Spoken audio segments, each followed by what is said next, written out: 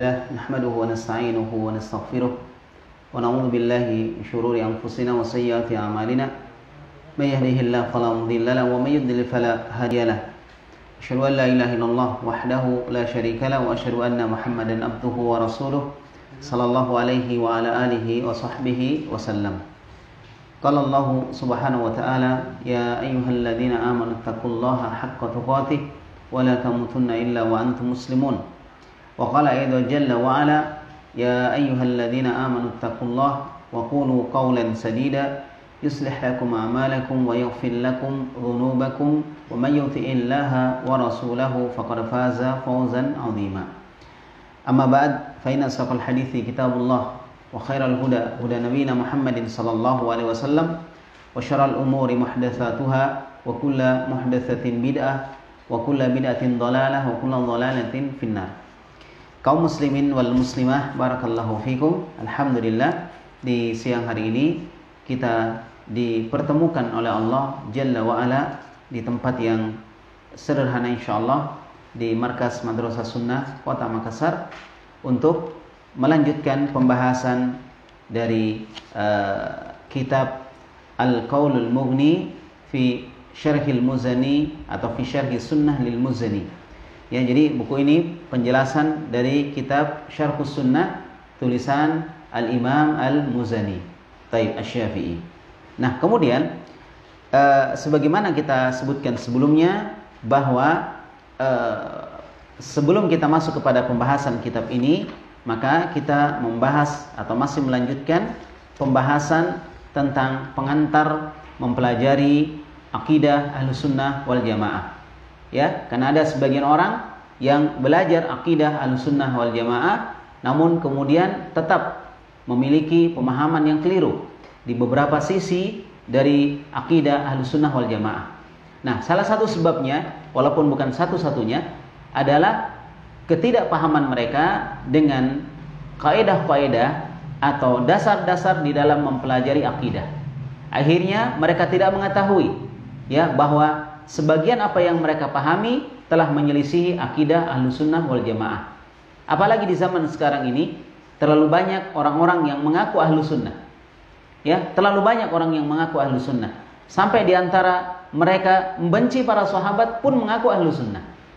Ya, taib. Oleh karena itu, maka syubhat menyambar-nyambar. Syubhat senantiasa mendatangi kita. Maka kita harus memiliki memiliki pondasi yang kuat di dalam mempelajari akidah. Jangan sampai akidah yang datang dari orang yang menyimpang dari Ahlussunnah wal Jamaah, mungkin orang itu viral atau bagaimana, kemudian kita terima pendapatnya atau akidahnya. Nah, ini tentunya perkara yang harus diperbaiki setiap muslim. Taib. Nah, di pembahasan kita sebelumnya kita sudah membahas tentang asas-asas yang dilakukan atau dijadikan dasar oleh Ahlussunnah wal Jamaah di dalam memahami manhaj salafus saleh. Ya, yang pertama ini sudah kita bahas, berhukum kepada Al-Quran dan Sunnah yang sahih. Berhukum kepada Al-Quran dan Sunnah yang sahih. Ini yang pertama, dasar akidah. Jadi dasar akidah adalah berhukum kepada Al-Quran dan Sunnah yang sahih.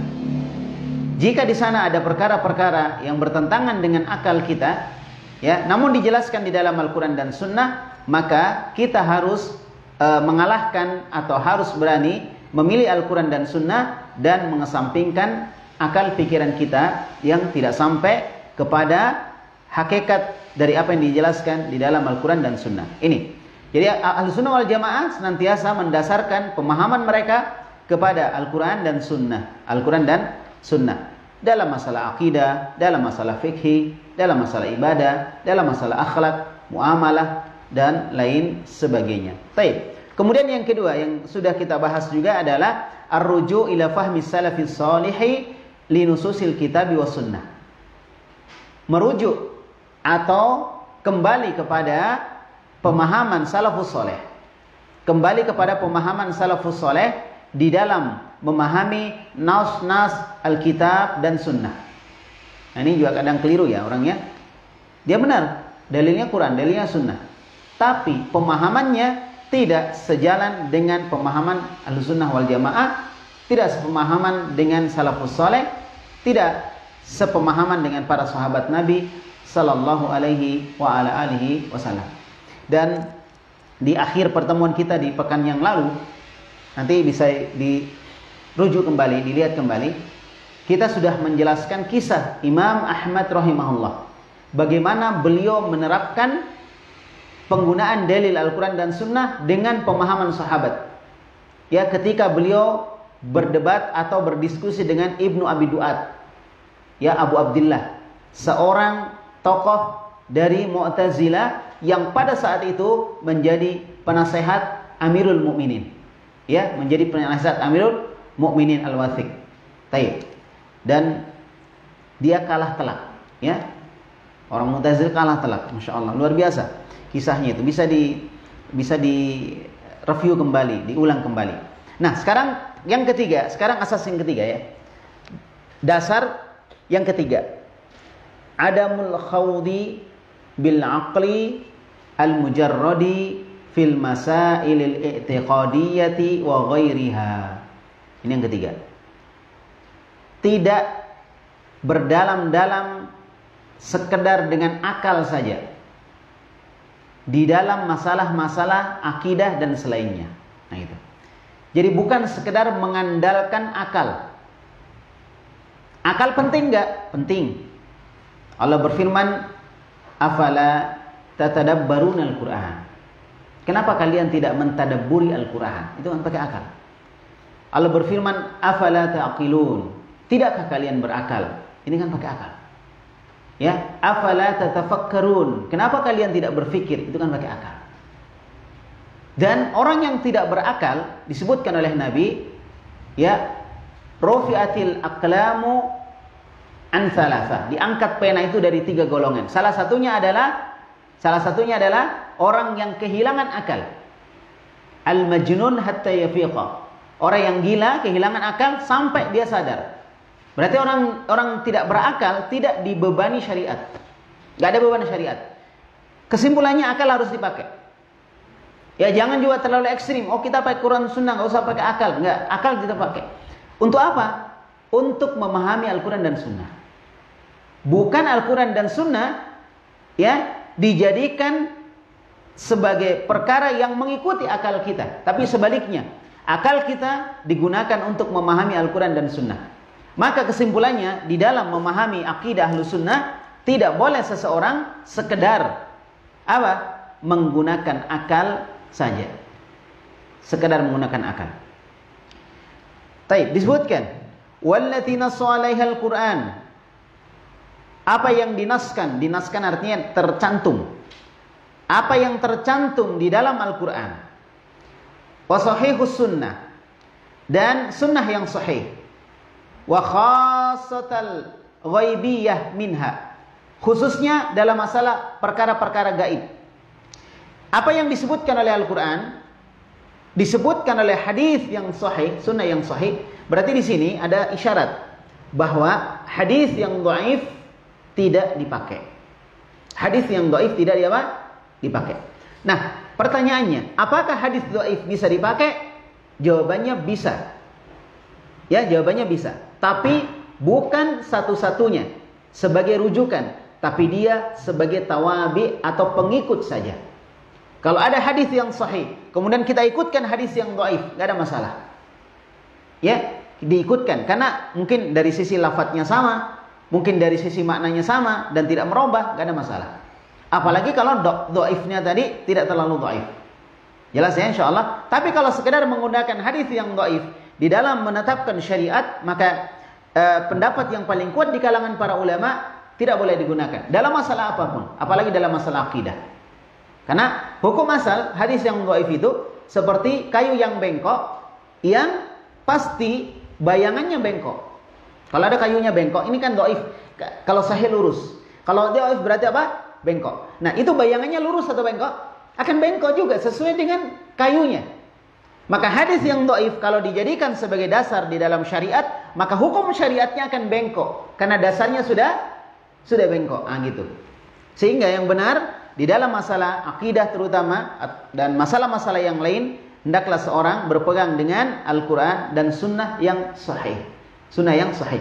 Sahih di sini maksudnya sahih hadis yang bisa diterima. Karena hadis yang bisa diterima ada dua. Ada hadis sahih dan ada hadis apa? Hasan. Hadis hasan. Ini pada hadis yang ahad. Adapun hadis mutawatir, maka insya Allah tanpa meneliti orang-orangnya kita harus langsung terima. Karena hadis apa? Hadisnya mutawatir. Apa maksudnya? Hadis yang diriwayatkan oleh banyak jalan. Itu hadisnya mutawatir. Ya, baik. Tidak semua yang diriwayatkan banyak jalan itu mutawatir. Tapi ada tingkatan di mana banyaknya jalan itu dianggap mutawatir, dan di situ banyak khilaf di kalangan para ulama.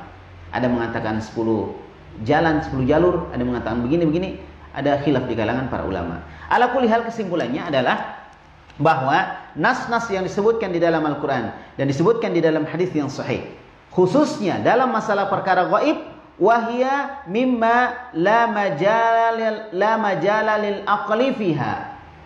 Maka itu termasuk dari perkara-perkara yang akal tidak punya tempat di situ.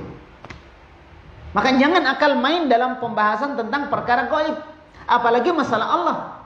Nanti kalau Allah di atas, Allah begini-begini, kan akalnya udah main itu.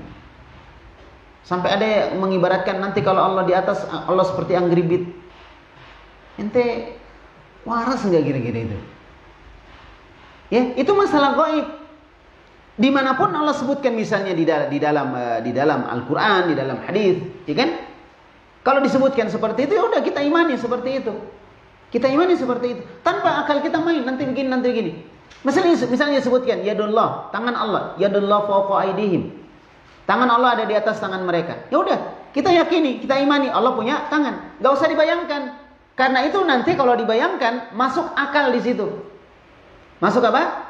Masuk akal. Nah, kalau akalnya masuk ke situ, maka menyelisihi apa yang disebutkan di sini, bahwa tidak ada tempat bagi akal bermain di dalam masalah akidah, terutama dalam masalah perkara gaib. Nggak boleh. Apalagi masalah Allah Subhanahu wa taala. Laisa kamitslihi syai'un. Allah enggak sama dengan sesuatu apapun. Ya? Tayyib. Walam yakul lahu kufuwan ahad. Dan tidak ada yang sama dengan Allah Subhanahu wa taala, seorang pun. Nah, ini menunjukkan tidak boleh menyamakan Allah.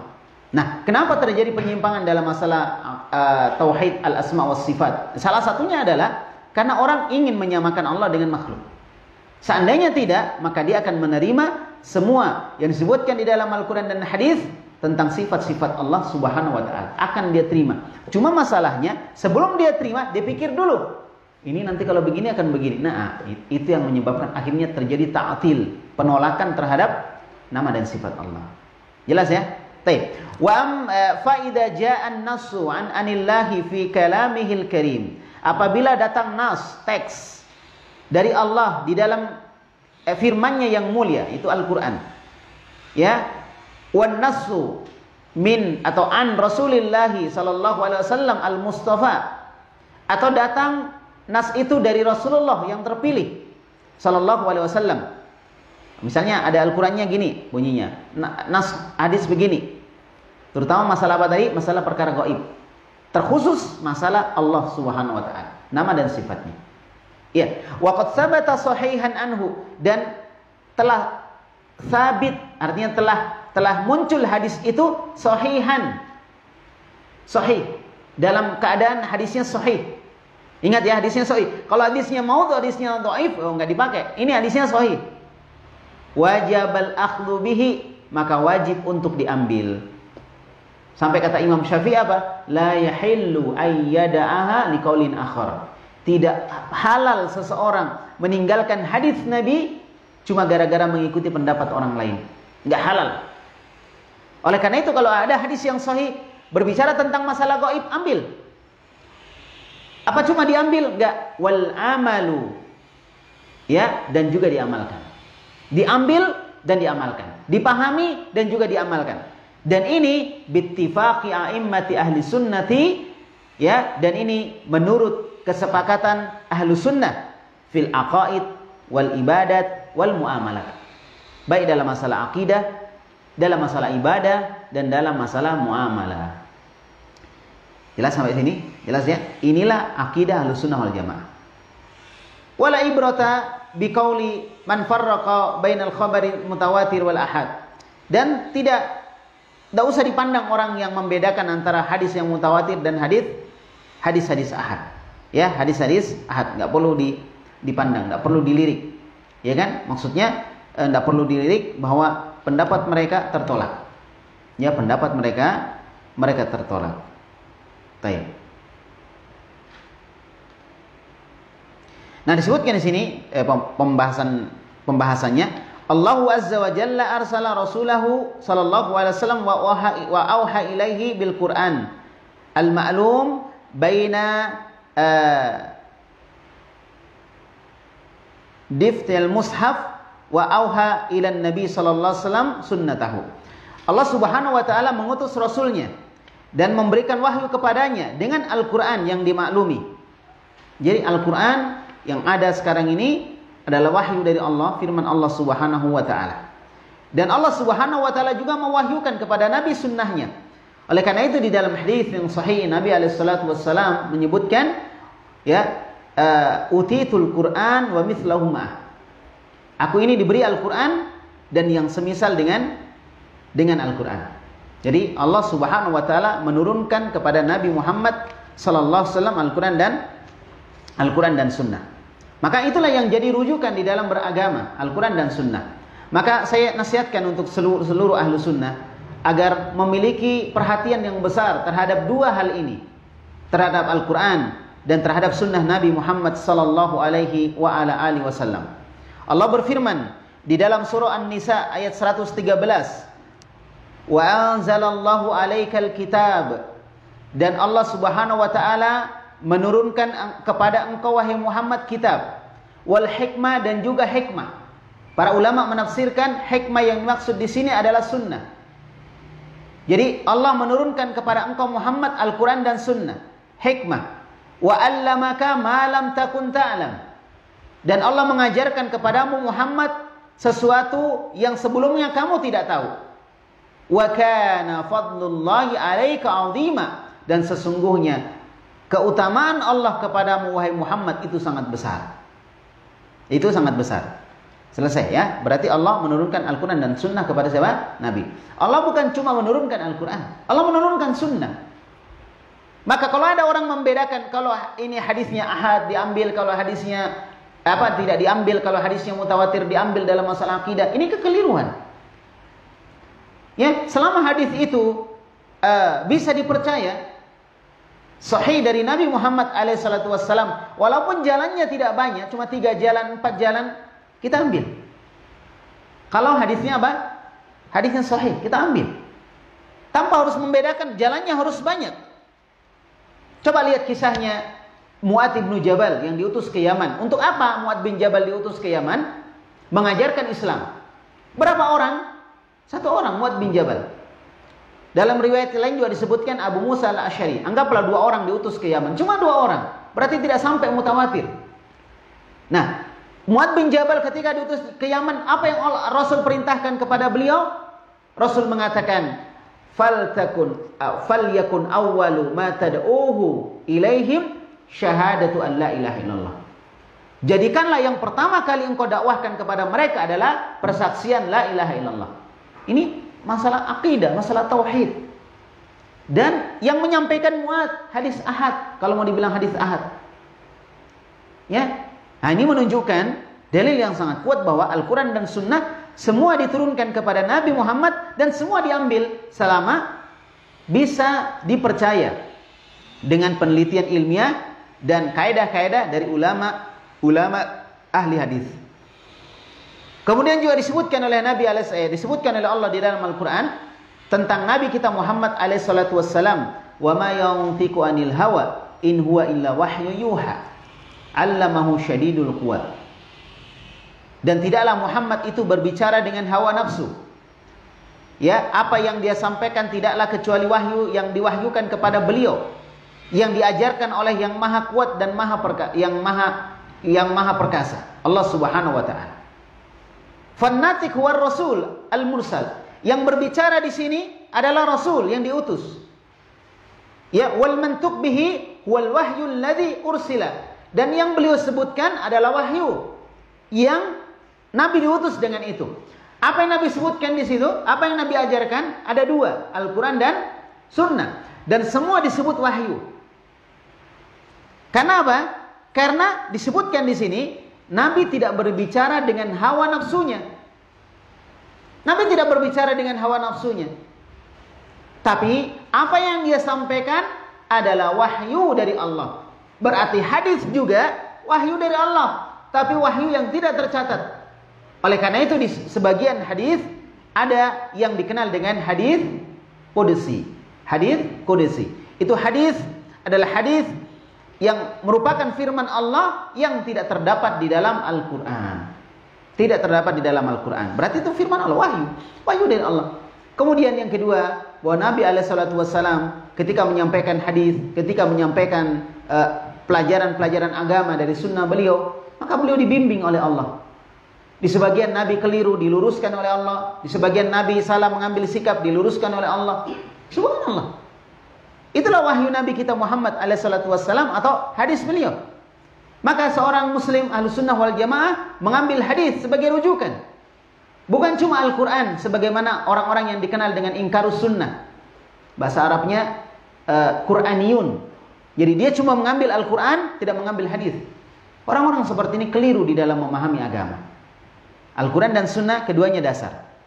Ya, qala Al-Hasan Ibnu Atiyah Al-Muharibi, ya, dia seorang tabi'in thiqah, meninggal pada tahun 120 Hijriah. Hasan bin Atiyah, seorang tabi'in dan thiqah, ya. Thiqah ini gelar dalam masalah hadis, ya. Taib. Thiqah itu gelar orang-orang yang meriwayatkan hadis-hadis yang sahih. Kana Jibril yanzilu ala Nabi sallallahu alaihi wasallam, ya, bis sunnah kama yanzilu alaihi bil Quran. Kata Hasan ibnu Atiyah, kata beliau, adalah Jibril turun kepada Nabi dengan membawa sunnah sebagaimana dia turun menyampaikan kepada Nabi Al-Quran. Sama. Jangan dibeda-bedakan. Sama. Sama-sama diambil. Sama-sama dijadikan rujukan. Maka jangan sekedar Anda menghafal dalil-dalil dari Al-Quran, tapi Anda juga harus menghafal dalil-dalil dari sunnah Nabi SAW supaya saling melengkapi. Al-Quran itu cuma 30 juz. Sedangkan masalah pembahasan di dalam kehidupan ini banyak sekali. Dan Al-Quran cuma menyebutkan poin-poin besarnya saja, garis-garis besar. Penjelasannya, penjabarannya ada dalam sunnah. Sehingga kita tidak mungkin lepas dari apa? Sunnah Nabi Muhammad SAW. Maka bersyukurlah mereka yang kenal dengan sunnah, termotivasi mengikuti sunnah, kemudian dia mengamalkan sunnah, dan dia mendakwakan sunnah Nabi SAW. Wa yu'allimuhu iyyaha kama yu'allimuhul Quran. Dan malaikat Jibril mengajarkan Nabi sunnah sebagaimana malaikat Jibril mengajarkan Al-Quran. Sama. Dibimbing. Ya. Taib. Nah, kemudian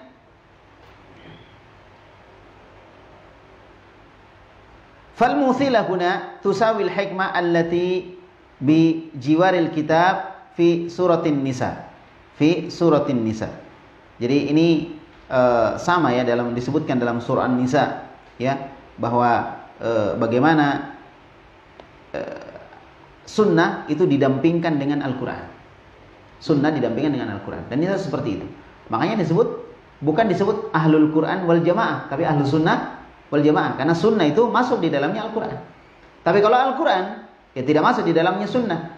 Kecuali kalau dijelaskan Al-Quran dan sunnah. Kalau orang mengatakan saya ikut Quran, Quran saya ikuti, maka belum tentu dia ikut sunnah. Tapi kalau dia bilang saya ikut sunnah, maka dia pasti ikut Quran. Karena masuk di dalam makna sunnah adalah apa? Al-Quran sendiri. Karena sunnah itu sendiri dalam pemahaman atau dalam definisi para ulama adalah segala sesuatu yang datang dari Nabi. Baik ucapan, perbuatan, atau takrir, rekomendasi beliau. Nah, Al-Quran termasuk sesuatu yang datang dari Nabi. Maka Al-Quran masuk dalam kalimat sunnah secara umum. Kalimat sunnah secara umum. Dan Allah Subhanahu wa taala berfirman, "Wa ma atakumur rasulu fakhudhu wa ma nahakum anhu fantahu." Apa saja yang datang dari Rasul ambil, dan apa yang dia larang tinggalkan. Innallaha syadidul iqab, dan Allah sangat keras siksaannya. Sangat keras siksaannya. Baik. Nah, ini semua menunjukkan bahwa kita wajib untuk mengikuti Al-Qur'an dan sunnah Nabi Muhammad sallallahu alaihi wa ala alihi wasallam. Baik. Nah, kemudian kalau ada pertanyaan, aina hiya sunnatun nabi wa kaifa na'rifuha? Yang mana itu sunnah Nabi dan bagaimana kita mengetahuinya? Maka jawabannya Allah berfirman, fas'alu ahla dzikri in kuntum la ta'lamun. Bertanyalah kepada para ulama kalau kalian tidak mengetahuinya. Disitulah kita tahu ini sunnah. Bagaimana sunnah Nabi? Apakah sahih atau tidak? Tanya kepada ulama. Tanya kepada ulama. Wa sabaqa anna Allah azza wa jalla zakat sahabat. Dan telah lewat pembahasan kita bahwa Allah mensucikan para sahabat. Makanya kita mengikuti pemahaman sahabat karena mereka direkomendasi oleh Allah Subhanahu wa taala. Wa asna alaihim, dan Allah memuji mereka. Wa kata Rasul sallallahu alaihi wasallam, demikian pula Rasulullah sallallahu alaihi wasallam. Ya, demikian pula Rasulullah sallallahu alaihi wasallam. Fassahabahum hamlatul ilmi an Rasulillah. Maka para sahabat adalah orang-orang yang membawa ilmu dari Rasulullah. Nah, ini yang saya sering sebutkan dan sering saya sampaikan, bagaimana orang-orang di dalam menghentikan derasnya keinginan orang untuk mengikuti sunnah dengan cara mematikan sunnah. Gimana cara mereka?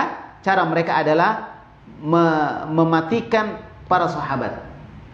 Menghilangkan kredibilitas sahabat sebagai orang-orang yang berhak dan layak diambil ilmunya. Coba kita lihat bagaimana orang-orang orientalis dan sebagian kaum muslimin ikutin di dalam mengkritik siapa? Abu Hurairah radhiyallahu anhu. Abu Hurairah adalah sahabat yang terbanyak meriwayatkan hadis dari Nabi. Terbanyak menyampaikan hadis dari Nabi, Abu Hurairah. Nah, kalau misalnya dia dijatuhkan kredibilitasnya sebagai perawi hadis, betapa banyaknya hadis yang akan hilang. Dan itu dilakukan oleh orang-orang orientalis. Apa alasan mereka? Alasan mereka karena Abu Hurairah bersama Nabi cuma beberapa tahun saja. Masa dia meriwayatkan hadis lebih banyak daripada Abu Bakar, daripada Umar bin Khattab, daripada Ali, di mana mereka adalah as-sabiqun al-awwalun?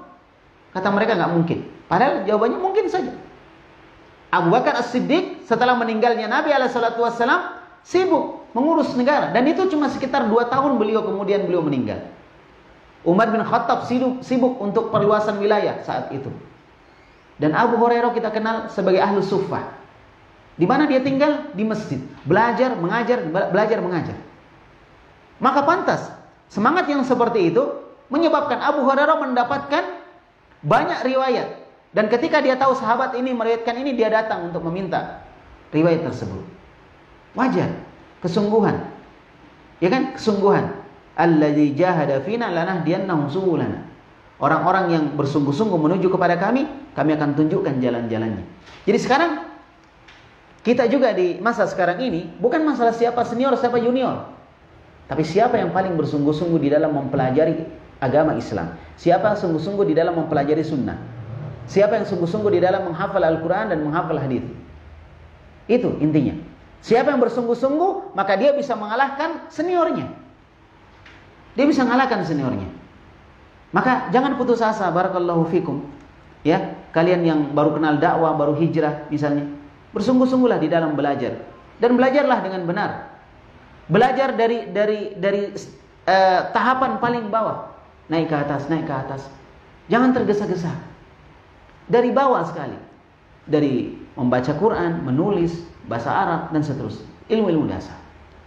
Barakallahu fikum. Ya, baik. Jadi disebutkan bahwa para sahabat adalah orang-orang yang membawa ilmu dari Nabi. Ini jelas. Wa ma wasala ilaina anhum, ya, bil isnad al-muttasil bi riwayatil adli ad-dhabit an mithlihi munfaridan au mutabi'an. Ya, jadi dan tidaklah itu sampai kepada kita, ya, kecuali dengan sanad. Sampai kepada kita dengan sanad. Ya kan? Oleh karena itu ulama kita mengatakan al-isnadu minad din. Sanad itu termasuk agama. Laula isnada laqala man syaa ma syaa. Seandainya bukan karena sanad, maka orang akan berbicara semaunya sendiri. Dan ini disebutkan di dalam muqaddimah Muslim ya tentang hal itu. Maka Islam belajar sanad. Mempelajari sanad. Tapi karena sanad sudah ada, kita sisa pelajari. Ya, orang-orang yang menjelaskan juga sudah ada, kita sisa lihat ini sahih atau tidak. Bukunya Syalbani menjelaskan banyak hal itu. Ini hadisnya sahih, ini hadisnya hasan dijelaskan. Ini hadisnya dhaif karena begini dijelaskan. Ya, bukunya Syalbani. Ya, antum sekali-kali baca buku itu, beli. Kalau belum bisa bahasa Arab, terjemahnya nggak apa-apa, beli. Ya kan? Supaya tahu sedikit, oh gimana sih cara kita mengetahui hadis, gimana sih model menjelaskan hadis ini sahih atau tidak.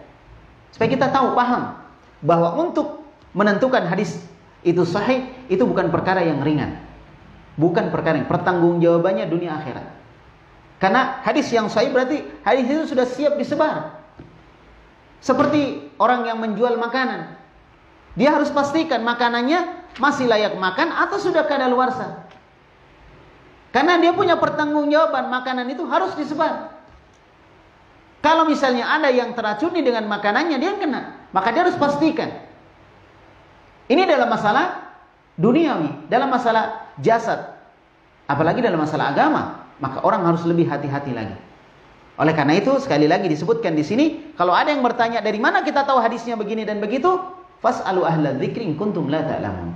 Bertanya kepada para ulama jika kalian tidak mengetahuinya. Jadi jangan asal share saja. Kita share, kita sebarkan. Oh ini hadisnya bagus deh, sebar. Lihat dulu. Ada keterangannya nggak di situ?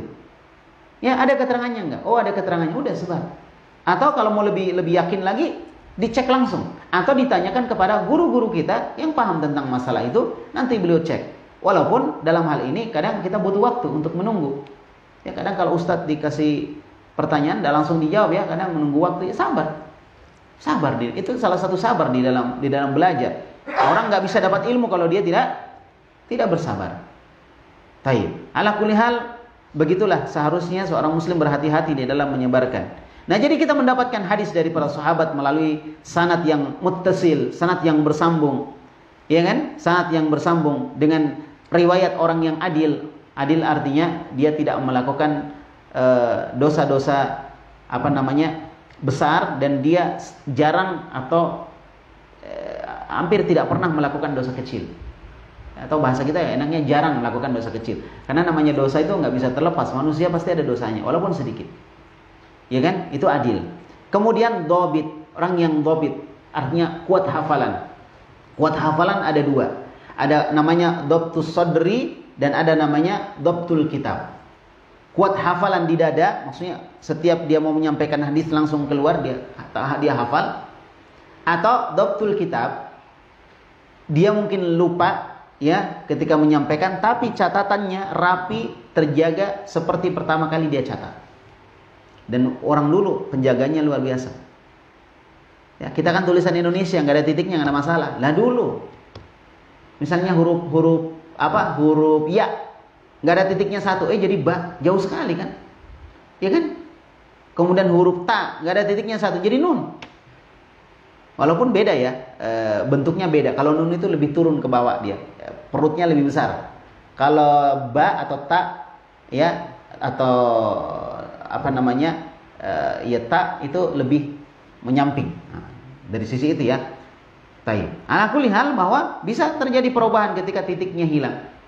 Ya, ketika titiknya hilang. Atau misalnya ada kotoran yang sampai di buku tadi, kemudian membentuk garis, membentuk harokat di bawah atau di atas. Nah, misalnya.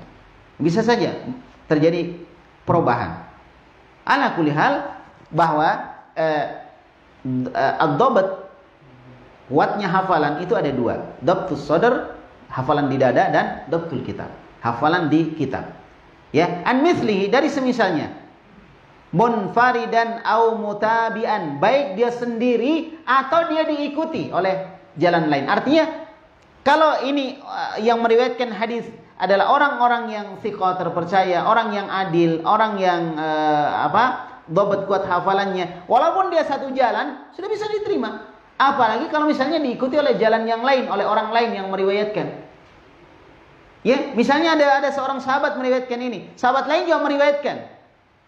Dan kalimatnya sama, maka diterima. Tapi kalau yang sahabat satu tidak meriwayatkan, yang satu saja meriwayatkan, ya, maka diterima juga. Dengan syarat bahwa sanadnya sahih. Sanadnya sahih. Di dalam sanadnya tidak ada orang-orang yang bermasalah. Mungkin kurang hafalannya, atau mungkin dia tidak adil dan lain sebagainya. Ya, baik. Waqad arafta siratahu dzatiyah. Sungguh engkau telah mengetahui sejarahnya. Ya, sejarahnya dzatiyah, dari sisi zatnya. Wa dawanta bima yumkin tasawwuruhu fi asrina. Baik. Dan disusun tadi orang-orang tadi, jadi orang-orang yang meriwayatkan hadis tadi kita tahu orangnya, zatnya. Jadi misalnya gini, ada nama orang tapi nggak ditahu gurunya siapa, muridnya siapa, maka orang ini majhul. Dan ini salah satu sebab hadis itu ditolak. Namanya ada namanya, cuma majhul dia, ditolak. Makanya ditahu ini dari gurunya siapa, dari mana dia dapat, muridnya siapa. Harus ditahu ini. Ya, dan itu ada buku yang seperti itu menjelaskan tentang, disusun seperti itu. Seperti buku yang ditulis oleh Imam Al-Mizzi misalnya. Ya. Taib. Disebutkan tentang orang itu, siapa gurunya, lahirnya tahun berapa, siapa muridnya, disebut semua. Jadi misalnya ada fulan. Ini fulannya fulan siapa ini? Misalnya namanya Abdullah. Abdullah siapa ini? Maka kita lihat siapa gurunya. Nah, akan didapat nanti gurunya nih. Kita lihat dia meriwayatkan dari siapa. Kemudian ke bawahnya lagi dilihat siapa muridnya. Kita cek lagi siapa muridnya. Oh, berarti Abdullah si fulan ini nih. Seperti itu. Nah, itulah salah satu kerumitan, kesulitan di dalam meneliti hadis. Dan itu yang dilakukan oleh para ulama. Bertahun-tahun mereka. Kadang ada satu hadis membutuhkan waktu yang sangat lama sekali untuk menelitinya. Jelas ya, insyaallah. Baik. Oleh karena itu, maka hendaklah seorang benar-benar yakin dengan hadis yang sahih. Walaupun di sana ada kadang khilaf di kalangan para ulama. Ya, ada sebagian mengatakan hadisnya sahih, sebagian lagi mengatakan hasan. Bahkan ada hadis yang sebagian ulama mengatakan lemah, tapi sebagian lagi mengatakan hadisnya hasan. Ya, ala kulli hal seorang melihat mana pendapat mereka yang paling kuat. Wal muttafaq ala adalatihi, dan kemudian disepakati keadilannya, wa dhabtihi, dan kemapanan hafalannya, ya hifdhihi, dan hafalannya, indal qaumi wahum ahlul khaufi war raja. Ya, dikenal di kalangan kaum, di kalangan penduduk saat itu, dan juga dia adalah termasuk dari orang yang ada rasa takutnya kepada Allah dan ada harapan kepada Allah Subhanahu wa taala. Baik, sekali lagi ya, seperti itu kondisinya. Baik. Nah, kemudian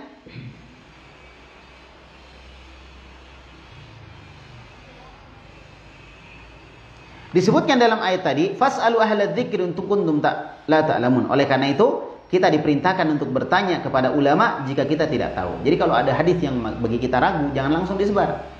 Nanya dulu, dicek dulu. Dan alhamdulillah sekarang enak ngeceknya, tinggal ketik di internet, ya kan? Kalau bisa bahasa Arab, wah lebih bagus lagi. Makanya belajar bahasa Arab lah. Walaupun kita nggak tahu banyak lah, sedikit yang kita tahu bahasa Arab. Ya nggak apa-apa, belajar. Ya, baik. Semoga Allah memberikan taufik dan kita dimudahkan untuk memahami bahasa Arab. Ya, walaupun kita memahaminya ya tidak banyak, kita memahami sedikit-sedikit. Baik. Nah, kemudian wa mahalu ayyamurana Rabbuna bihadzal maslak wa huwa jalla sya'nuhu lam yaisar lahum subulahu hifdhan wa riwayatan wa dirayatan. Dan posisi seperti ini Allah perintahkan kepada kita untuk mengikuti jalan seperti itu, jalan di dalam meriwayatkan hadis, ya kan? Dan itu tidak mudah bagi mereka untuk menempuh jalan seperti itu, baik dari sisi menghafalnya, dari sisi meriwayatkannya, dari sisi materi dalam hadisnya, dalam matannya. Ini bukan perkara yang mudah. Orang harus belajar. Dan lama dia belajar. Bahkan sebagian ulama dulu pergi dari satu tempat ke tempat yang lain untuk belajar. Ya, sebagian mereka berjalan 1 bulan penuh. Ya, 1 bulan penuh. Taib. Untuk mendapatkan 1 hadis. Kita Masya Allah. Ya, untuk dapatkan 1 hadis, 2 hadis gampang. Makanya teman-teman rajin-rajin menghafal hadis. Selain menghafal Al-Quran, hafal hadis. 1-2 hadis yang kita dengar catat. Kalau perlu ada buku khusus untuk menulis hadis yang pernah kita dengar, kita catat rawinya siapa. Setelah itu baru kita hafal. Kalau misalnya di dalam majelis kadang tidak disebutkan rawinya karena memang hadisnya terlalu terkenal ya kesahihannya. Nah, antum carinya di rumah. Oh, hadis tadi disebutkan di majelis tapi nggak disebutkan perawinya. Cari di internet banyak. Kalau misalnya itu yang jalan yang bisa kita pakai. Yang bisa pakai buku, kitab-kitab untuk meneliti hadis tentunya lebih bagus. Tapi untuk level kita ya udah, kita lihat di internet, lihat penjelasan, kemudian lihat situs-situs yang kita percaya. Bahwa situs-situs itu komitmen dengan keilmiahan di dalam menyebutkan hadis. Dan itu banyak. Sampai disebutkan nomornya, subhanallah. Sudah punya buku begitu? Belum punya? Sekarang usahakan punya buku itu. Beli buku 1 khusus tulis hafalan yang mau kita hafal. Hadis kah, syair kah, Al-Quran kah, tulis dalil-dalil. Nah, tiap hari kita buka. Kita buka. Kalau perlu kita sampaikan, kita tulis. Daripada kita pusing mikir, ini saya punya media sosial, status apa lagi saya mau tulis. Udah, yang kita hafal tulis satu-satu, sampaikan. Ya, kalau misalnya ada yang tanya, oh ini maknanya apa? Oh, tanya sama ustadz. Gitu. Saya cuma menyampaikan. Yang penting kita sudah sampaikan. Karena sebagian hadis-hadis itu insya Allah sebagian besarnya langsung bisa dipahami dan langsung bisa diamalkan. Cobalah punya buku seperti itu. Jangan kita simpan tulisan kita di tempat yang kita sendiri nggak tahu di mana, nggak pernah kita pegang. Ya, kalau sudah penuh dijual ke penjual kacang goreng, dijadikan bungkus. Tapi kita punya buku khusus yang kita hargai betul. Kalau perlu dilap, ya, ditaruh di tempat yang bagus sebagai penghargaan kita kepada ilmu. Ini yang kita lakukan untuk sekarang ini. Di zaman yang penuh dengan fitnah, berita-berita tidak jelas dari mana, hoax itu udah biasa. Maka dalam kondisi seperti ini, seorang muslim, apalagi ahlu sunnah, berusaha untuk menjadi seorang muslim yang ilmiah. Tidak sembarang menerima berita hoax. Ya, taib. Oleh karena itu, disebutkan di sini, ya, ala tara da'watan Nabi sallallahu alaihi wasallam Ibnu Abbas bil fiqhi fid din wat ta'wil. Tidakkah engkau melihat bagaimana doanya Nabi kepada Abdullah bin Abbas? Apa doanya Nabi? Untuk diberikan pemahaman agama. Ya kan? Untuk diberikan pemahaman tentang tafsir. Jadi dulu ta'wil bagus maknanya. Ta'wil itu artinya tafsir. Tapi sekarang ta'wil maknanya buruk. Maknanya kepada menolak sifat-sifat Allah. Itu namanya ta'wil. Ya, atau memalingkan sifat Allah. Karena memalingkan nanti ujung-ujungnya menolak. Ta'til ya, menolak. Ya, ta'wil memalingkan sifat nama-nama Allah atau sifat-sifat Allah Subhanahu wa taala. Walidza kana ilmul isnad fi riwayah min khasa'isi hadhihi al-ummah al-Muhammadiyah. Oleh karena itu, ilmu tentang sanad di dalam periwayatan adalah pengkhususan untuk umat Muhammad sallallahu alaihi wasallam. Di mana ada umat yang belajar tentang sanad? Enggak ada. Tidak ada. Sampai kitab suci mereka di satu negara dengan negara yang lain berbeda-beda.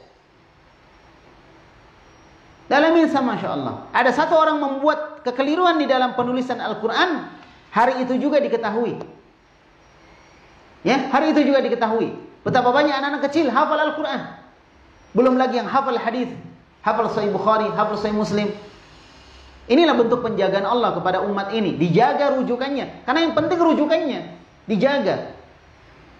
Seperti misalnya mata air yang mengalir di sungai. Maka yang dijaga adalah mata airnya. Bagaimana dia tetap bersih. Anggaplah di bawah kotor. Tidak ada masalah. Tapi sumbernya tetap bersih. Supaya orang ada bandingan. Ketika dia ambil yang kotor, dia bandingkan dengan yang bersih. Dia tahu, oh yang saya pakai ini ternyata kotor. Gitu. Sama dengan Islam, dengan Quran, Sunnah, dijaga kemurniannya, kesuciannya.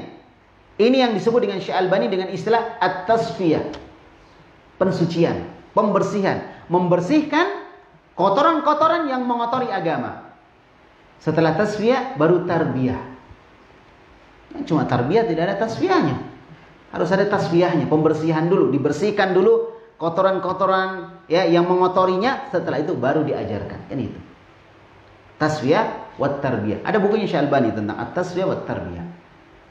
Ya. Tapi makanya kalau saya ditanya, dan ini banyak pertanyaan biasa masuk kepada saya, Ustadz bagaimana hukumnya tarbiyah? Ya saya jelaskan dulu. Tarbiyah secara umum ya mengajar. Seperti kita sekarang ini, kalau mau disebut tarbiyah ya silahkan gitu. Ya, kita sebut taklim, belajar dan lain sebagainya silahkan, nggak ada masalah. Yang penting jangan dimaknakan kepada konotasi yang buruk. Walaupun sebagian istilah tarbiyah dipakai oleh sebagian orang untuk kegiatan-kegiatan tertentu. Wallahu a'lam bishawab. Jadi seperti itu. Barakallahu fikum. Jadi ini dilakukan oleh para ulama, mentasfiyah, membersihkan kotoran-kotoran dalam hadis, ya kan? Hadis-hadis yang sahih, dhaif dipisahkan. Syalbani melakukan itu. Coba lihat, Imam Abu Daud ada sahih ada sahih Sunan Abu Daud, ada dhaif Sunan Abu Daud. Ya kan? Ada kemudian sahih Tirmidzi, ada dhaif Sunan Tirmidzi dan seterusnya. Itu dilakukan oleh Syalbani. Sampai sebagian buku beliau dulu belum sempat dicetak, itu dicatat atau ditulis di karton-karton. Subhanallah. Nah, sekarang kita buku banyak nggak pernah terisi. Ya, buku diisi, diisi. Dan kalau bisa buku itu dipertahankan. Makanya cari buku yang kira-kira bisa bertahan lama. Ya, kalau perlu jadi mahar. Praktis kan? Bikin mahar ya ternyata, masya Allah. Kalau ada yang mau, kalau tidak mau ya sudah gigi jari aja. Tapi yang penting kan bukunya tidak hilang ya. Catatan luar biasa itu, dicatat selama bertahun-tahun. Taib. Jadi seperti itu. Oleh karena itu sanad kekhususan umat Muhammad sallallahu alaihi wasallam infaradat bihi amman sabaqaha, di mana Islam menyendiri dalam masalah ini dibanding dengan agama-agama sebelumnya. Agama-agama sebelumnya. Taib. Ya, oleh karena itu di dalam beragama hendaklah seorang menjadikan Al-Quran dan Sunnah itu sebagai rujukan. Jangan dia sekedar menggunakan akalnya saja, ya. Tapi hendaklah dia menjadikan Al-Quran dan Sunnah sebagai rujukan di dalam memahami agama yang lurus yang datang dari Nabi Muhammad sallallahu alaihi wa ala alihi wasallam. Baik. Kemudian kaitannya dengan masalah akal disebutkan wala ya'ni hadza ta'dil al-aql bil kulliyah. Kita tidak memaksudkan bahwa kita menghilangkan akal secara keseluruhan. Ya bahaya juga agama dipahami oleh orang yang tidak berakal, bahaya juga. Bukan begitu maksudnya. Ya. Baik. Wal hajru alai. Tidak juga kita menghajar, memboikot akal. Jadi orang seakan-akan kalau kamu beragama enggak boleh pakai akal. Enggak. Kita tetap harus pakai akal. Gimana caranya kita beragama tanpa akal? Untuk memahami Al-Quran dan Sunnah pakai apa? Pakai akal, bukan pakai dengkul.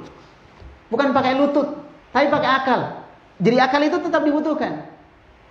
Cuma yang keliru, sebagaimana dalam judul tadi disebutkan, sekedar menggunakan akal. Nggak pakai dalil. Sedangkan dalil kita sebutkan tadi sebagai rujukan di dalam kita beragama. Ya? Bal innal aqla lahu wadhifatun raisatun. Ya, bahkan akal itu adalah pemimpin yang menentukan mau dipilih enggak itu. Kan akal yang menentukan. Ini hadis mau saya ambil enggak? Kan akal. Saya ikuti enggak ini perintah? Kan akal. Wa hiya fahmun nusus bit tariqatil mardhiyati wa bid dawabiti al ma'rufati fi mizanil bahthi al-ilmi. Akan tetapi yang dimaksudkan adalah memahami nas-nas Al-Quran dan Sunnah dengan tariqah, dengan jalan yang diridhoi oleh Allah. Bukan dengan akal-akalan, dengan jalan yang diridhoi oleh Allah Subhanahu wa taala. Dengan dawabit, batasan-batasan yang dikenal. Di mana seperti misalnya akal berbicara tentang masalah gaib. Ya ini nggak sesuai dengan kaidah, karena akal tidak akan sampai ke situ. Nah itu nggak boleh. Akal cuma sekedar memahami apa maksud ya dari kalimat yang ada di dalam Al-Quran dan Sunnah tentang perkara gaib, tanpa mengecek lebih dalam lagi, yang kemudian dia tidak memakai sandaran Quran dan Sunnah, dia pahami itu dengan akalnya sendiri. Ini yang tidak boleh. Ini yang dilarang di dalam memahami akidah, terutama dalam masalah perkara gaib. Ya, jadi dengan dhawabit, dengan batasan-batasan yang dikenal ya di dalam fi mizanil bahthil ilmi, di dalam pembahasan ilmiah, Ya, wa kadza tafakkur fi ayatillah wal musyahadah. Demikian pula seorang memikirkan tentang ayat-ayat Allah dan ciptaan-ciptaan Allah yang terlihat. Dia harus pikirkan ayat-ayat Allah. Pakai apa itu? Pakai akal. Jadi akal memang harus dipakai. Kas-sama'i wal ardi wal jibal, seperti langit, bumi, gunung, wasyajari, ya, wasyamsi wal qamar, ya, pohon-pohon, matahari, bulan, wasairil makhluqat, dan makhluk-makhluk yang lainnya, bal wa fin nafsil insan, bahkan di dalam diri manusia sendiri. Pakai apa? Akal. Misalnya dokter belajar anatomi. Tahu ya anatomi ya, ilmu tentang susunan anggota tubuh, anggota bagian dalam ya, anatomi. Dipelajari dokter, dia tahu, oh ini dari mulut sampai ke sisir sampai terbuang secara teratur, tertib, masya Allah. Tidak tabrak-tabrakan. Ada yang biasa tabrak-tabrakan ya, sampai nggak bisa keluar ya, macet. Ya misalnya lancar, oh ini dipelajari. Nah di situ dia bisa melihat kemahabesaran Allah Subhanahu Wa Taala. Kalau seperti kita wajar, ini bisa berjalan makanya begini-gini. Tapi yang kayak semut coba, anatominya semut. Ada yang pernah belajar kan anatomi semut?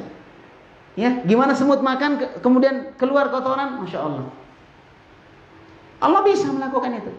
Bagaimana kuman, virus, bakteri makan kemudian keluar dan tersusun rapi. Coba. Bagaimana ada binatang atau ada tanaman yang dia berkembang biak dengan cara membelah diri, ya, bakteri ya, membelah diri, ya, amuba. Nah, itu. Gimana? Ini kebesaran Allah. Dilihat, makanya disebutkan kita menggunakan pikiran kita untuk itu. Untuk melihat betapa agungnya, betapa besarnya Allah, langit, bumi, tata surya yang berjalan pada porosnya masing-masing, tidak tabrakan. Masya Allah. Tidak tabrakan, berarti ada yang mengendalikan. Nah, Allah berfirman di dalam Al-Quran, Inna fi khalqis samawati wal ar wa ikhtilafil laili wan nahar la ayatil liulil albab. Nah, perhatikan sini. Sesungguhnya di dalam penciptaan langit dan bumi dan pergantian malam dan siang ada ayat-ayat Allah. Untuk siapa? Liulil albab, bagi orang-orang yang berpikir. Orang-orang yang berpikir, orang-orang yang berakal. Kalau orang yang tidak berakal nggak tahu dia. Orang gila suruh belajar anatomi, mana dia tahu? Ya, mana dia tahu, oh ini kebesaran Allah ada di sini? Ingat. Orang yang berakal. Kita juga nggak tahu anatomi tersusun gini-gini. Kita nggak tahu. Tapi kalau yang mempelajari dengan benar, yang dengan serius, secara spesialis dia pelajari, seperti dokter misalnya, dokter spesialis penyakit dalam, dia akan pelajari itu. Dia akan tahu sampai detail-detailnya. Di situlah kelihatan keagungan Allah Subhanahu Wa Taala. Sampai bagaimana keseimbangan antara darah merah, darah putih, ya kan? Kita nggak tahu, kita taunya disedot darah keluar sudah. Dia kita nggak tahu di dalamnya ada susunan-susunan, ada molekul-molekul darah. Subhanallah, ya kan? Nah itulah makanya apa yang dipakai di situ pikiran, akal, sehingga tidak boleh juga kita mengatakan tidak boleh pakai akal, tetap boleh, tapi pada koridornya, Nah kemudian Allah berfirman di dalam Al-Quran, wa fi anfusikum afala tubsirun, dan pada diri kalian sendiri, afala tubsirun, kenapa kalian tidak melihat? Maksudnya melihat untuk dipikirkan. Dan Allah berfirman, afala yanzuruna ilal ibili kaifa khuliqat, tidakkah kalian melihat bagaimana onta itu diciptakan? Saya nggak tahu bagaimana anatomi onta dan bagaimana kebiasaan atau karakteristik onta, saya nggak tahu, mungkin kalian lebih tahu. Ya, saya nggak tahu. Tapi yang jelas onta itu punya karakteristik beda dengan hewan yang lainnya. Makanya kenapa yang ada di padang pasir di Arab Saudi sana, ya, adalah onta. Ya itulah karena itu karakteristiknya, bukan yang lain. Onta. Baik. Tidakkah kalian melihat bagaimana onta diciptakan? Wa ilas samai kaifa rufiat, dan tidakkah kalian melihat bagaimana langit diangkat? Terbayangkan langit diangkat nggak ada tiang, bisa. Allah bisa lakukan itu, ya kan? Tidak ada tiang, nggak jatuh. Jadi banyak hal yang nggak masuk akal kita.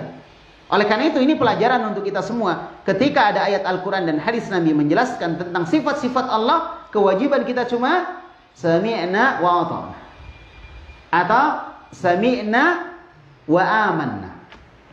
Saya dengar, saya beriman. Saya dengar, saya taat. Itu aja. Jangan lebih daripada itu. Nggak usah jauh-jauh, langit saja langit. Itu kita nggak sampai akal kita. Kenapa ada atap langit? Itu nggak jatuh, padahal dia apa? Padahal dia apa? Nah, dia nggak bertiang, nggak ada tiangnya. Subhanallah, ya, nggak ada tiangnya. Ya, oleh karena itu, barakallahu fikum, maka hendaklah seorang memahami itu. Nah, seperti dikatakan Allah di atas arsy. Nggak harus Allah nempel di arsy. Seperti langit di atas bumi, nggak harus langitnya nempel di bumi tanpa tiang. Nggak harus. Makanya nggak usah dipikirkan jauh sekali. Terlalu jauh kita pikirkan. Oh, berarti Allah butuh dengan arsy. Padahal arsy itu makhluk, gitu kan? Kata mereka. Nggak perlu sampai ke situ. Imani aja Allah di atas arsy, selesai.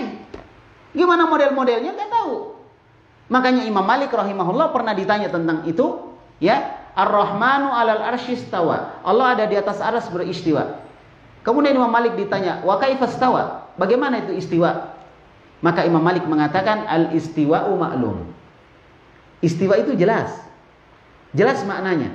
Wal kaifu majhul, dan bagaimana bentuk istiwanya majhul, tidak diketahui. Nah, inilah akidah. Tidak tahu, nggak usah dijelaskan, kita nggak tahu. Yang jelas Allah beristiwa, selesai. Kalau disebutkan Allah punya tangan, selesai. Ya kan? Allah punya pendengaran, penglihatan, selesai.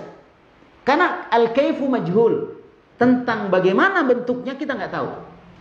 Wal imanu bihi wajib, dan mengimani wajib, wassu'alu anhu bid'ah, dan bertanya tentang itu bid'ah. Enggak usah tanya-tanya. Jelas ya? Cukup apa? Beriman. Saya memahami al-asma dan sifat, ini masalah akidah ya. Itu praktis. Cuma kita yang membuat jadi ribet. Coba lihat bagaimana seorang budak wanita, ya, budaknya Muawiyah, yang menggembala kambingnya beliau, kemudian ada satu kambing hilang dimakan oleh serigala, kemudian dia memukul budaknya, dibawa kepada Nabi. Kemudian dia mengatakan kepada Nabi, "Ya Rasulullah, apakah budak ini saya bebaskan?" Kata Nabi, "Jangan dulu, panggil dulu dia." Dipanggillah budak wanita itu, ditanya, "Aina Allah wa man ana?" Wahai budak wanita, di mana Allah dan siapa saya? Praktis jawaban dia, "Allahu fis sama wa anta Rasulullah." Allah di atas langit dan engkau adalah Rasulullah, utusan Allah. Apa kata Rasulullah? "A'tikha fa innaha mu'minah." Muawiyah, lepaskan dia, merdekakan dia. Jangan kamu jadikan budak. Fa innaha mu'minah. Ini orang beriman ini. Praktis. Ya kan? Nabi nggak tanya kepada budak wanita itu, kamu paham gitu? Allah di atas langit bagaimana? Enggak. Dia cuma bilang Allah di atas langit, selesai. Iman. Sudah dianggap iman. Itulah keimanan sebenarnya. Tanpa bertanya. Karena dia perkara apa? Perkara gaib. Sesuatu yang kita tidak lihat, tidak mungkin kita bisa jelaskan. Itu logikanya begitu. Sesuatu yang tidak pernah kita lihat, tidak mungkin bisa kita jelaskan. Bahkan ketika ada orang menggambarkannya, yang sering adalah gambaran kita terhadap penjelasan dia salah. Kalau ada orang pernah pergi ke satu tempat, kemudian dia jelaskan tempat itu, dan tempat itu tidak ada permisalannya, cuma itu saja tempatnya di situ. Kemudian orang datang ke situ, kita nggak pernah datang ke situ, dia mau jelaskan kepada kita. Dia jelaskan, saya yakin bayangan kita akan ke satu tempat tertentu, bayangan tertentu, dan pasti salah, karena itu tempat tidak ada yang semisal dengan itu. Begitulah, maka jangan terlalu jauh akal kita masuk dalam masalah akidah, terutama dalam masalah apa tadi? Dalam masalah gaib, terkhusus masalah nama-nama dan sifat Allah Subhanahu wa taala. Jelas ini? Baik. Kemudian disebutkan oleh Allah Subhanahu wa taala, ya, wa ilas sama'i kaifa rufi'at, bagaimana langit itu diangkat. Coba berpikir, bagaimana langit itu diangkat bisa seperti itu? Wa ilal jibali kaifa nusibat, bagaimana gunung itu ditegakkan, gunung tegak, tidak ada yang bisa cabut. Ya, gunung. Wa ilal ardi kaifa kaifa sutihat, dan bagaimana bumi itu diratakan. Subhanallah. Ya, kemudian Allah berfirman, "Afala yatadabbarunal Qur'an am ala qulubihim aqfaluha." Kenapa mereka tidak memikirkan Al-Qur'an? Apakah pada hati mereka ada penutupnya? Artinya, kita disuruh oleh Allah untuk apa? Menggunakan akal. Tapi dalam masalah-masalah begini, memikirkan hal yang terlihat. Makhluk-makhluk Allah kita pikirkan. Jangan Allahnya dipikirkan, bukan urusan kita. Urusan kita memikirkan bagaimana amalan kita nanti di hadapan Allah. Allah yang akan bertanya dan bukan ditanya. Kita yang akan ditanya oleh Allah. Jadi kewajiban kita adalah apa? Beriman. Mudah, praktis. Cuma itu tadi, dibikin jadi ruwet, dibikin jadi seperti benang kusut yang sulit ditarik mana ujungnya. Nah, ini salah satu pengaruh dari ilmu filsafat. Sesuatu yang mudah jadi apa? Jadi susah. Mau tahu gambaran filsafat gini nih. Misalnya orang nanya, mana telinga? Gitu kan? Gitu. Mana telinga? Kan dia sih yang nunjuk harusnya ini. Kalau filsafat enggak, gini dulu, jauh sekali. Padahal sama aja telinga. Padahal kalau dia tunjuk, ini telinga. Tapi kalau filsafat enggak, dia jauh sekali ke belakang, baru tunjuk telinga. Benar-benar, tapi ya orang sini bilang zaman-zaman buku. Ya, pekerjaan sia-sia, terlalu jauh. Padahal dia sih tunjuk ini telinga. Ya, baik, jelas itu? Nah seperti itu. Maka filsafat bikin jadi ruwet semua. Karena prinsip dari filsafat adalah meragukan segala sesuatu. Itu prinsipnya. Jadi kalau prinsip Islam enggak, prinsip Islam itu beriman dulu, mengimani. Kalau filsafat enggak, ragu dulu. Ragu dulu. Jadi segala sesuatu yang ada harus diragukan. Nah, ketika diragukan muncul pertanyaan. Nah, disitulah muncul filsafat. Ketika ada pertanyaan muncul. Pokoknya jangan belajar filsafat, belajar Islam, belajar dalil Al-Quran dan Sunnah. Ya, Al-Quran dan Sunnah Nabi alaihi salatu wassalam. Baik. Kemudian faedahnya apa di sini? Huwa ziyadatul iman. Faedahnya. Jadi faedahnya melihat ayat-ayat Allah tadi menggunakan akal kita untuk apa? Menambah keimanan. Jadi yang dilihat adalah ayat-ayat Allah. Yang dilihat, yang dipikirkan adalah makhluk Allah, bukan Allah. Bukan Allah yang dipikirkan bagaimana Allah ya, begini-begini, enggak. Ya, yang dipikirkan makhluk Allah Subhanahu wa taala. Disuruh kita berpikir menggunakan akal kita. Adapun tentang Allah cukup beriman tanpa dipikirkan gimana. Cukup beriman, imani. Ya, fa idza talla hadza tafakkur wat tadabbur ya tajawaza hadduhu dhalla wa adalla. Apabila cara berpikir ini, cara mentadabburinya, ya, itu hilang dan melampaui batasannya, maka orang akan tersesat. Jadi sesuatu yang harus dia pikirkan melampaui batas hal yang harus dia pikirkan. Jadi ada yang boleh kita pikirkan dari kalangan makhluk-makhluk Allah, ada hal yang tidak perlu kita pikirkan. Cukup mengimaninya. Cukup mengimaninya. Sekarang kita lihat bagaimana Nabi mengajarkan akidah kepada para sahabat. Apakah semua para sahabat yang diajari Nabi akidah itu semuanya pintar semua? Pintar menulis semua, cerdas semua? Tidak. Di antara mereka ada orang-orang Badui. Di antara mereka ada orang-orang yang IQ-nya rendah di bawah dibanding dengan yang lainnya. Kalau di kita mungkin lebih di atas ya. Ya, dibanding dengan yang lainnya. Ada yang cerdas, ada yang biasa-biasa saja. Tapi kalau masalah iman, wah, luar biasa semua ya. Tapi kalau masalah kecerdasan bertingkat-tingkat mereka. Bahkan ada di antara mereka orang Badui. Tahu orang Badui gimana? Ya. Pertanyaannya itu terlalu mendasar. Ya, bahasa anak-anak kampus namanya pertanyaan fundamental. Terlalu mendasar pertanyaannya. Sampai hal yang kadang kita pikir nggak perlu ditanyakan, dia tanyakan. Nah, seandainya masalah asma dan sifat, nama-nama Allah atau masalah-masalah akidah perlu untuk ditanyakan sampai detail, maka tentunya orang Badui dulu yang akan bertanya, bukan kita. Karena mereka selalu ingin paham, sehingga hal yang remeh pun mereka tanyakan kepada Nabi Muhammad sallallahu alaihi wasallam. Ya, begitu.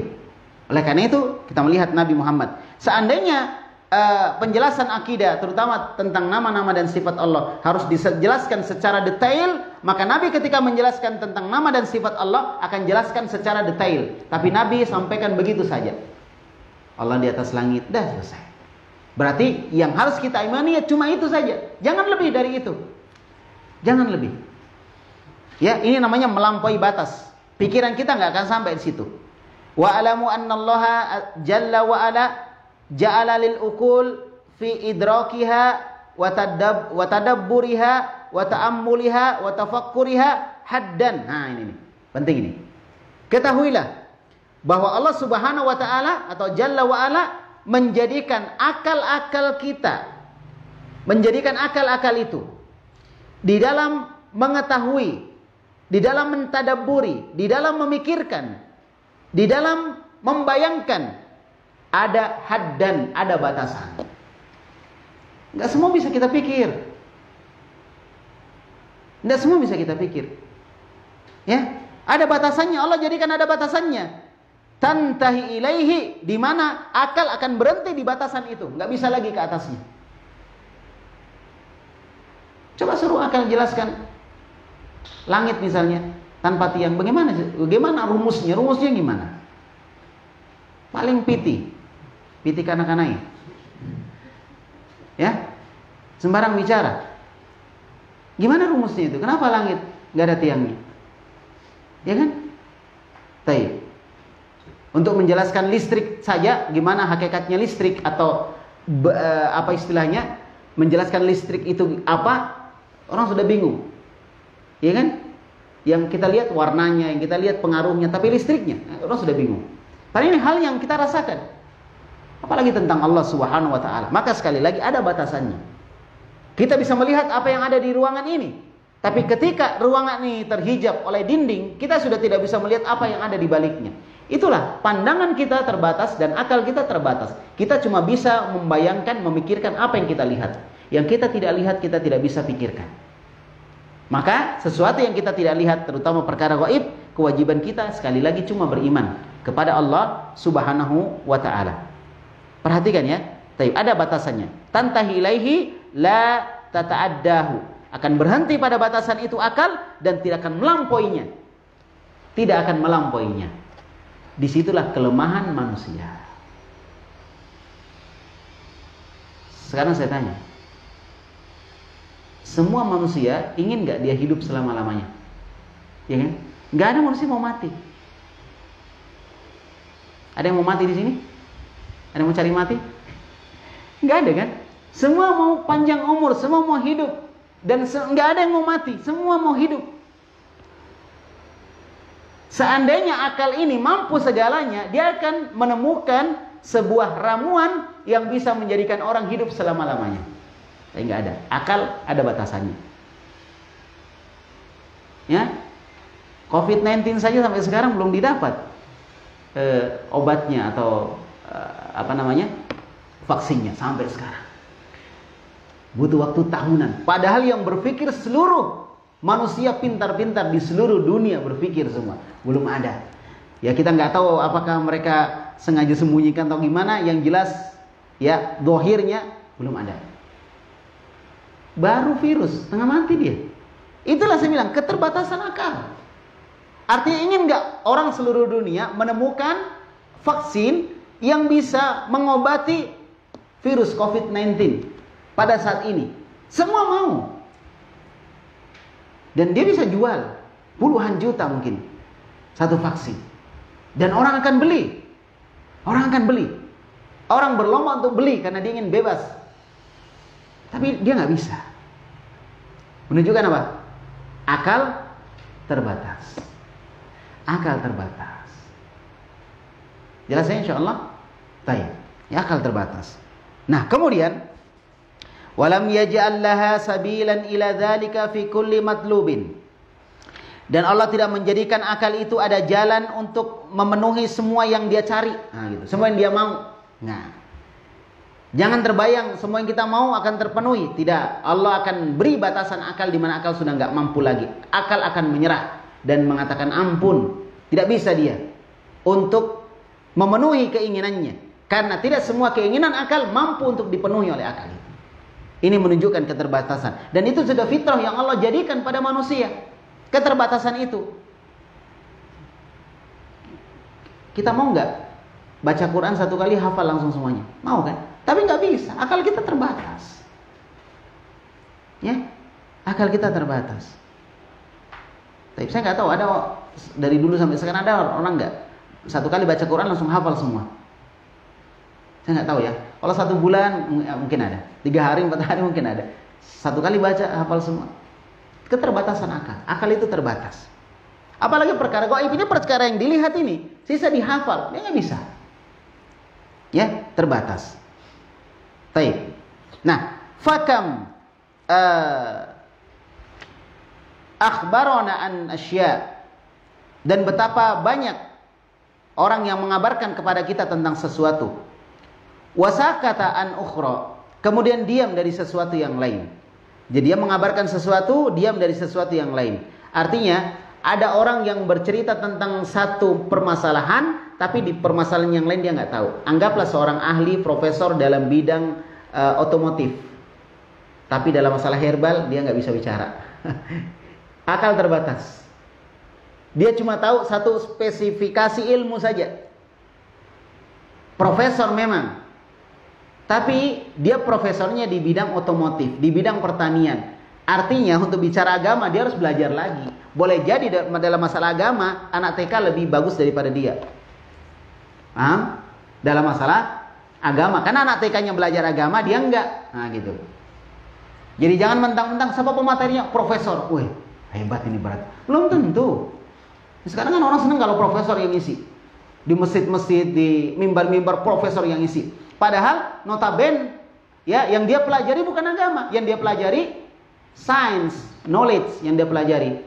Tapi dia tahu sedikit-sedikit agama. Digabung-gabungkan. Gimana nggak berantakan agama ini kalau seperti itu? Berikan kepada ahlinya. Idza wusidal amru ila ghairi ahli fangtadir sa'ah.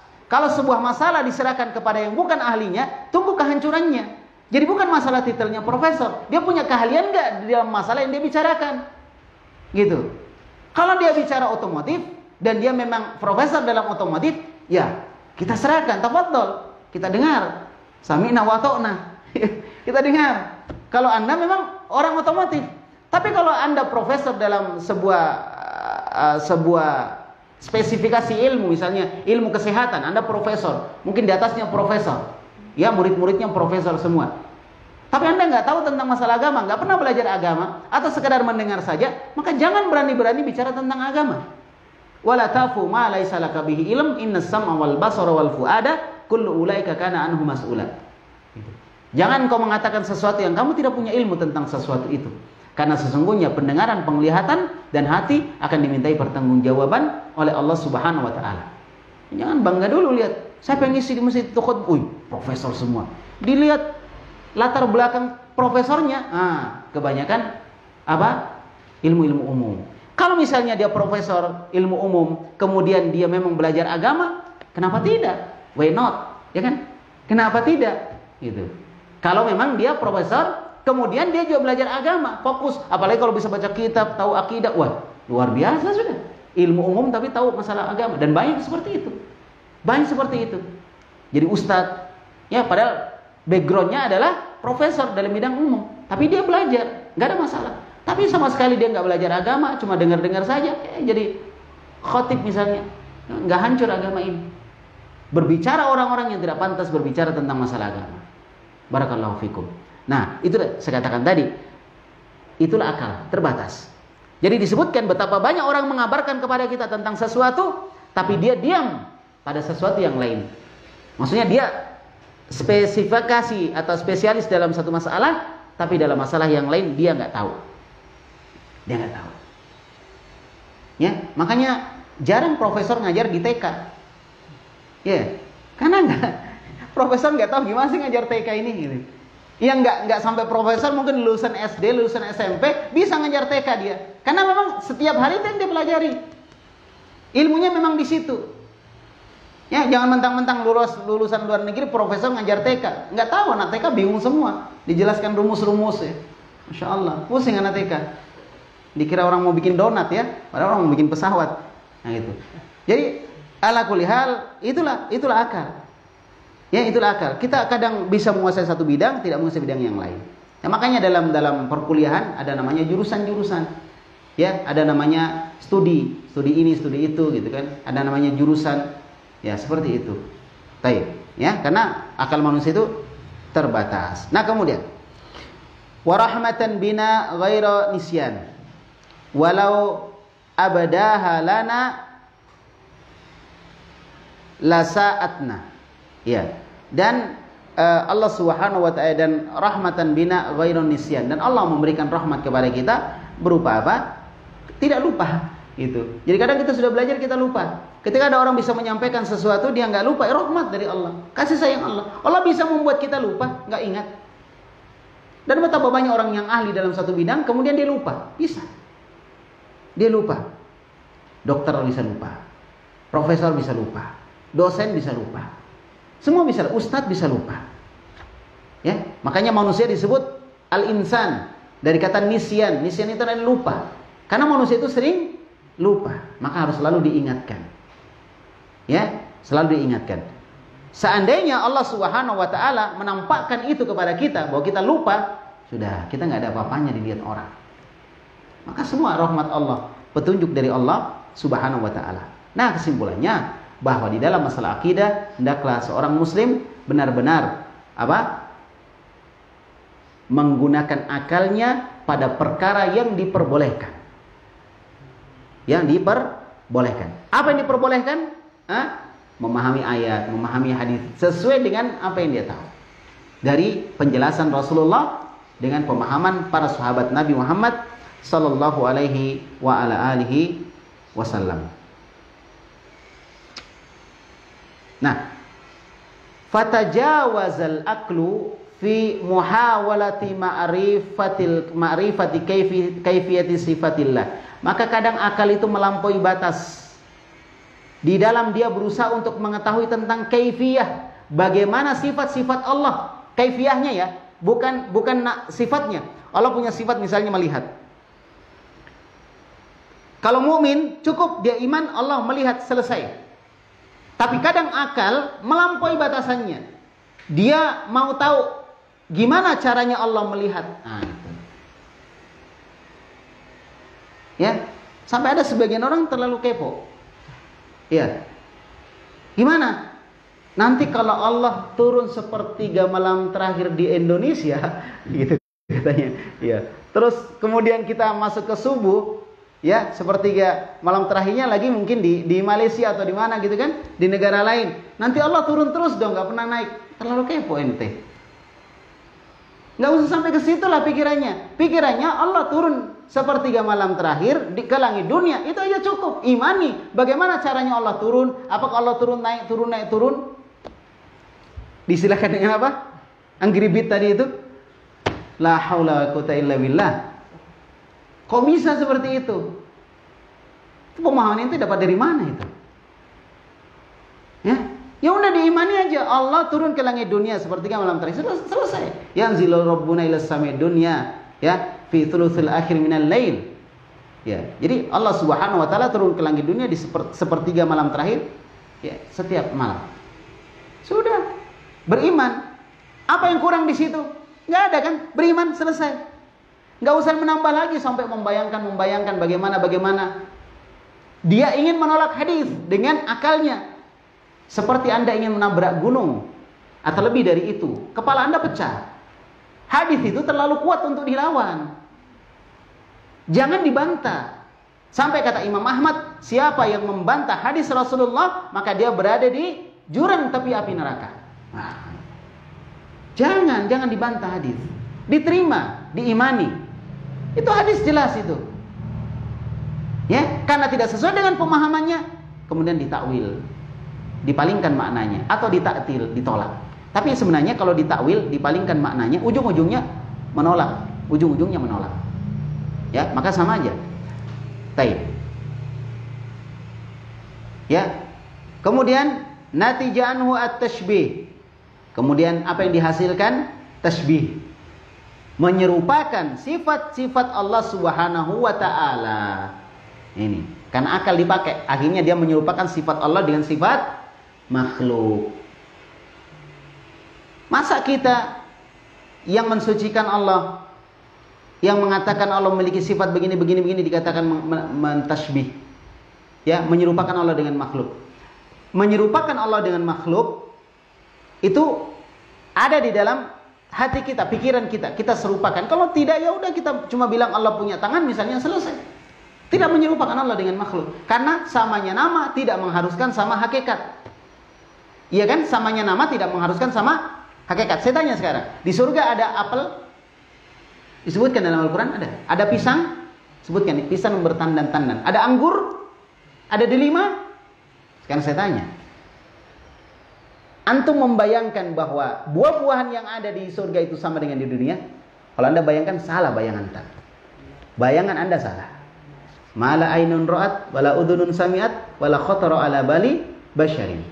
Kenikmatan surga itu tidak pernah dilihat oleh mata, tidak pernah didengar oleh telinga, tidak pernah terbayang. Jadi kalau dibayangkan, oh kayak anggurnya kira-kira begini, oh salah. Sama nama, beda hakikat. Sungai di surga, ya disebutkan sungai di surga. Ada kan?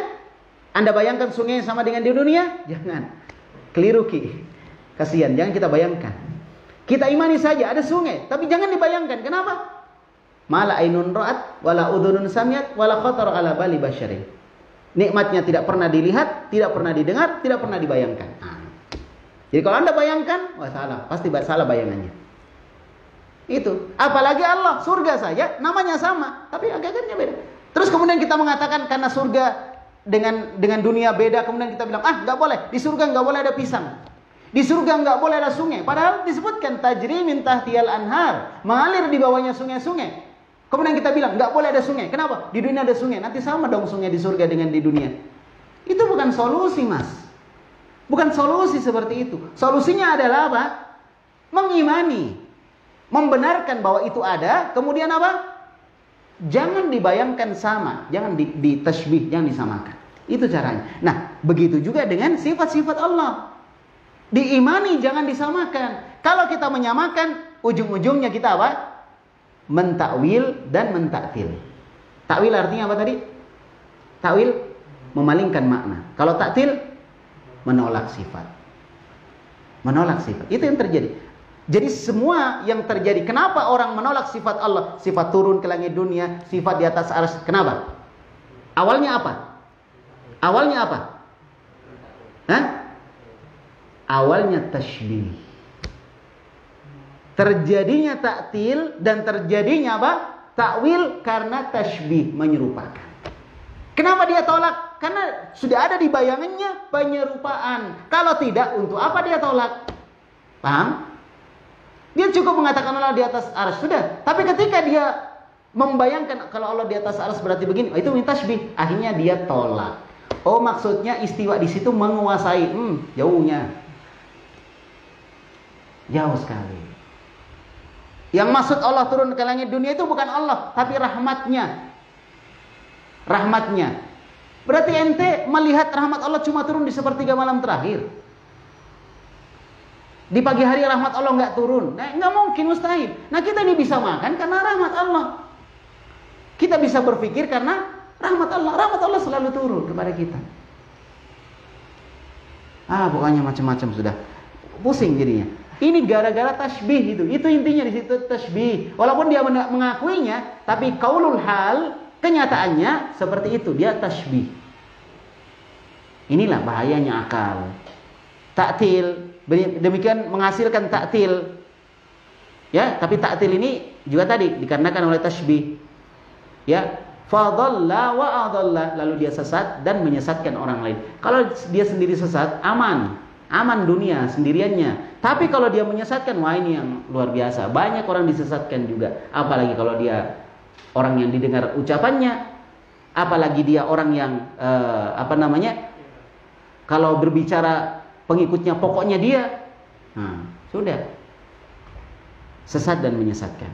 Wa hakadha a'malu ahlal kalam wal bid'ah. Ya, atau ahlul kalam wal bid'ah ukulahum. Demikianlah ahlul kalam, ahli filsafat, ahli ilmu kalam, ahlul bid'ah di dalam mengamalkan atau memperlakukan akal-akal mereka. Ya, fasaru baina muawwilin laha. Maka mereka menjadi orang-orang yang mentakwil, ya, au mungkirin atau mengingkari laha sifat-sifat Allah bil kulliyah secara keseluruhan. Bahayanya akal kalau diperturutkan. Dan ahlu sunnah di dalam memahami akidah, mempelajari akidah, tidak mengandalkan akal. Tidak sekedar cuma dengan akal saja, tapi menggunakan dalil. Dan dalil itu dia pahami dengan akal. Ya, dalil itu dia pahami dengan akal pada batasannya. Sebagaimana yang disebutkan tadi, pada batasannya. Hal yang keluar dari batasan akal, maka akal tidak boleh masuk di situ. Termasuk yang kita sebut tadi dalam masalah perkara gaib, dalam masalah akidah, nggak boleh akal menentukan, tapi cukup dia mendengar, mempercayai, mengimani dan mengamalkan. Ya, wallahu alam bishawab. Jam berapa? Udah mau masuk asar ya. Baik, naktafi ya, kita cukupkan sampai di sini. Barakallahu fikum.